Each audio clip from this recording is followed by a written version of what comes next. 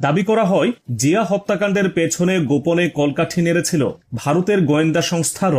পেরিয়ে গেছে ৪৬ বছর, কিন্তু একটা হত্যাকাণ্ডের রহস্য আজও মোছেনি। প্রেসিডেন্ট জিয়াউর রহমান, তার হত্যাকাণ্ড নিয়ে বছরের পর বছর ধরে চলেছে নানা জল্পনা কল্পনা। তৈরি হয়েছে অসংখ্য তত্ত্ব, কিন্তু বেশিরভাগ গবেষকের সন্দেহের তীর সবসময় ভারতের দিকেই থেকেছে। কিন্তু কেন, কি এমন করেছিলেন জিয়া যার জন্য ভারতের টার্গেটে পরিণত হয়েছিলেন তিনি? উত্তরটা লুকিয়ে আছে বঙ্গোপসাগরের গভীরে ছোট্ট এক ভূখণ্ডের ইতিহাসে। সেই ভূখণ্ডের নাম দক্ষিণ তালপট্টি দ্বীপ, যে দ্বীপ নিয়ে ভারতের সাথে সরাসরি বিরোধে জড়িয়েছিলেন জিয়া।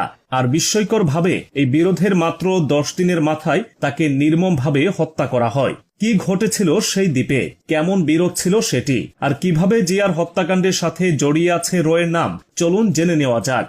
ঘটনা শুরু ১৯৭০ সাল। প্রলয়ঙ্করী ঘূর্ণিঝড় ভোলা লণ্ডভণ্ড করে দিয়েছিল বাংলাদেশের উপকূল। লক্ষ লক্ষ মানুষের প্রাণহানি সেই ভয়াল স্মৃতির সাক্ষী হয়ে বঙ্গোপসাগরের বুকে জেগে ওঠে এক নতুন দ্বীপ, বাংলাদেশ, যার নাম দেয় দক্ষিণ তালপট্টি, আর ভারত নাম দেয় নিউমোর। ছোট্ট এই দ্বীপটি হয়ে ওঠে দুই দেশের মধ্যে এক বিশাল বিভাজনের কারণ। কিন্তু কেন?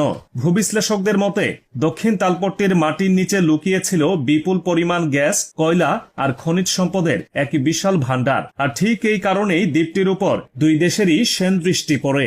বিবাদের মীমাংসার জন্য ১৯৭৯ সালে ভারতে দুই দেশের প্রধানমন্ত্রী পর্যায়ে একটি বৈঠক অনুষ্ঠিত হয়। বাংলাদেশের তৎকালীন প্রেসিডেন্ট জিয়াউর রহমান দ্বীপটি যে বাংলাদেশের তা প্রমাণ করার জন্য অসংখ্য তথ্য উপাত্ত এবং স্যাটেলাইট ছবি পেশ করেন। কিন্তু ভারত কোনো যুক্তি মানতে নারাজ ছিল।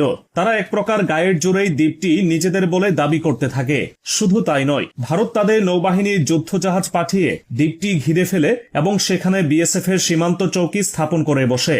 ভারতের এই আগ্রাসনের সামনে বেশিরভাগ দেশই হয়তো চুপ করে থাকত, কিন্তু জিয়াউর রহমান ছিলেন ভিন্ন ধাতুতে গড়া। ভারতের মতো বিশাল এক শক্তির সামনে মাথা নত করেননি তিনি। পাল্টা ব্যবস্থা নিয়েছিলেন জিয়াউর রহমান। তিনি কোস্টগার্ডের দুটি অস্ত্রসজ্জিত গানবোট পাঠান সেই দ্বীপে, আর ২৫,০০০ বর্গ কিলোমিটারের সেই ভূখণ্ডে উড়িয়ে দেন বাংলাদেশের লাল সবুজ পতাকা।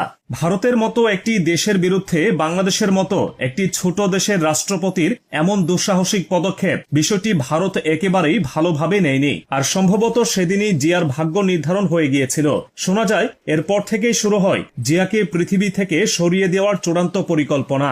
ভারতের সাবেক প্রধানমন্ত্রী মোরারজি দেশাইয়ের অত্যন্ত ঘনিষ্ঠ সহযোগী জনতা দলের সংসদ সদস্য সুব্রামানিয়াম স্বামী পরবর্তীতে এক বিস্ফোরক তথ্য দিয়েছিলেন। তিনি বলেছিলেন, তৎকালীন প্রধানমন্ত্রী ইন্দিরা গান্ধীর অনুমোদন ক্রমে র প্রেসিডেন্ট জিয়াউর রহমানকে হত্যার একটি নীল নকশা তৈরি করেছিল।